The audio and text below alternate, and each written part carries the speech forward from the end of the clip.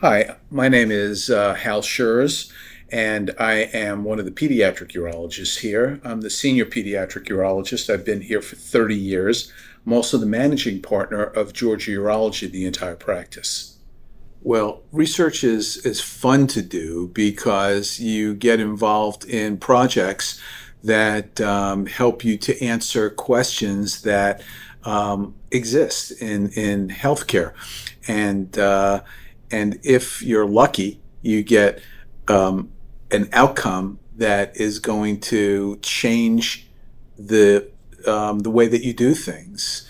Um, we years ago got involved in research for bedwetting drug, desmopressin or DDAVP. There was a multi center trial, and we were one of the first practices to be involved in that trial, and now it is commonplace. It's the standard of care for children who are having that problem.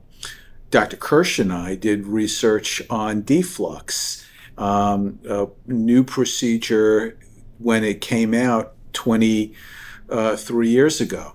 And we embraced it. And because we worked together in one place, we were able to collaborate and we were able to modify things as we proceeded and changed how we approached it, because how you start out doing something isn't always the way that it will continue to be. You have to be flexible and be able to make changes, which we did, and it was a smashing success. And again, it was something that changed the face of pediatric urology. So that's kind of exciting to be able to be involved in something like that.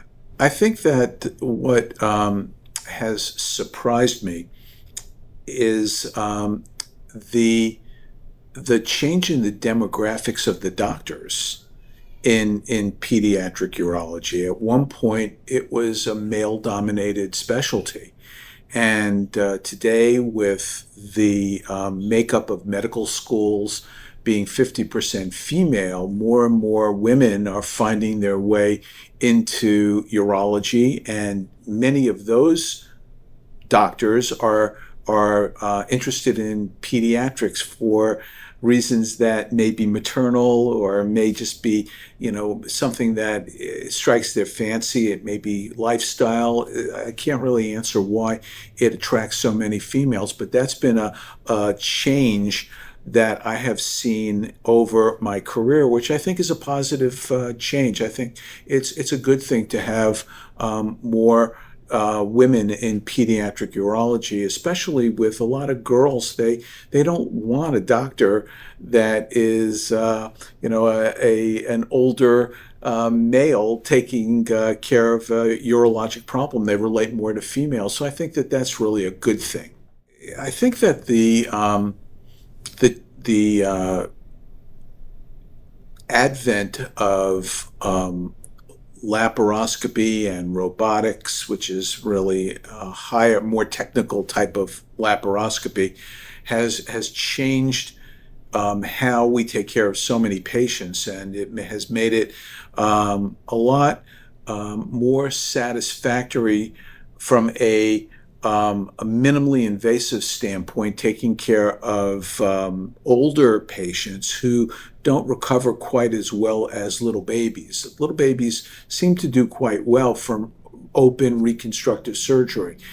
The older the patients get, it becomes a little bit more difficult getting them back to where they were. Robotic surgery has changed that entirely, and it's one of the things that I really missed the boat on. I think that I would have liked to have done that. I just felt like it was, when it was introduced, there wasn't enough indications in pediatric urology for everybody to be a robotic surgeon. So we had to make a decision in our practice who would do robotics and who wouldn't, and I think that that's something that was the right thing to do. But I wish that I was younger in my career, and I would have certainly embraced that.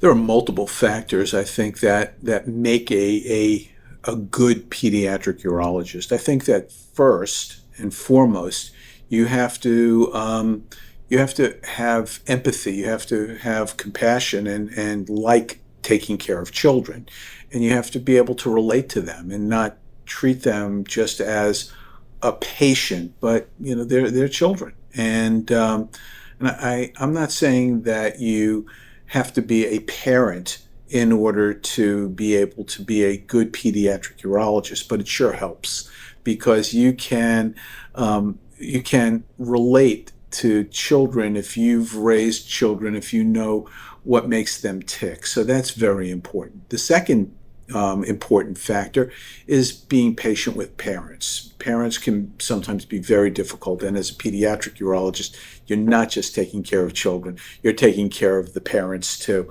And that can be more challenging than taking care of the children. The children are easy. It's the parents that are often very difficult. And that really, I think, is a difference maker between a great pediatric urologist and a good pediatric urologist.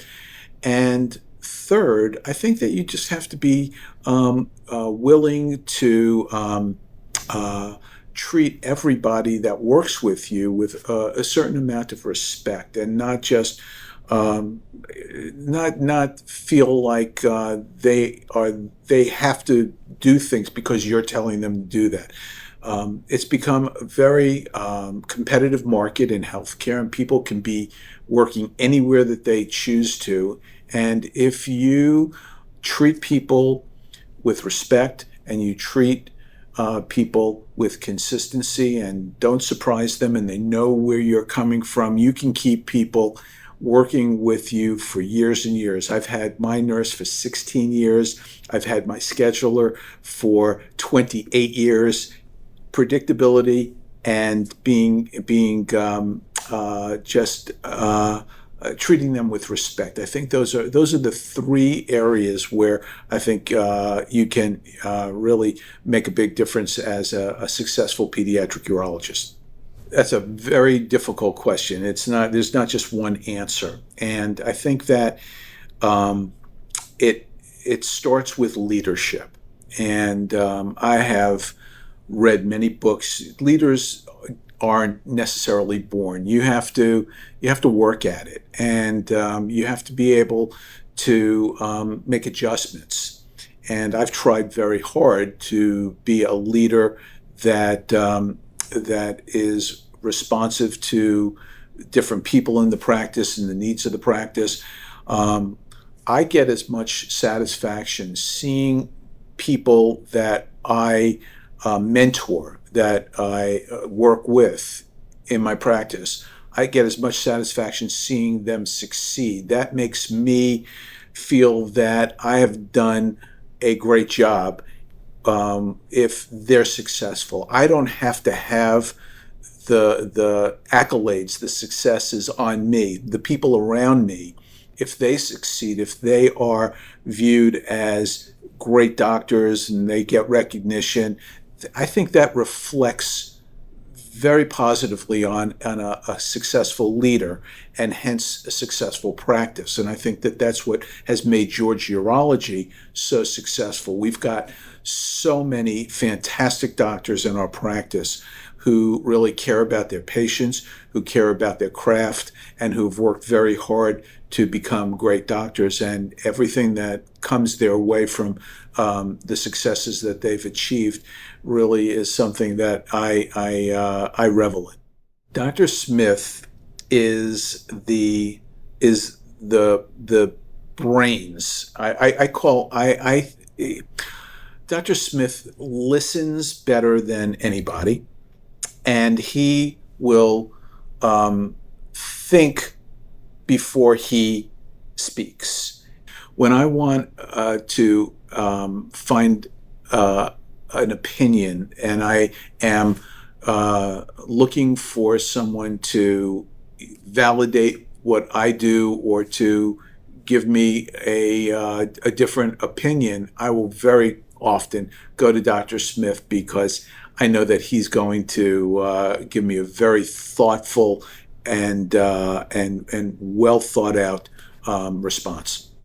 Dr. Kirsch is is a is a very innovative thinker and thinks outside the box and is not afraid to take chances.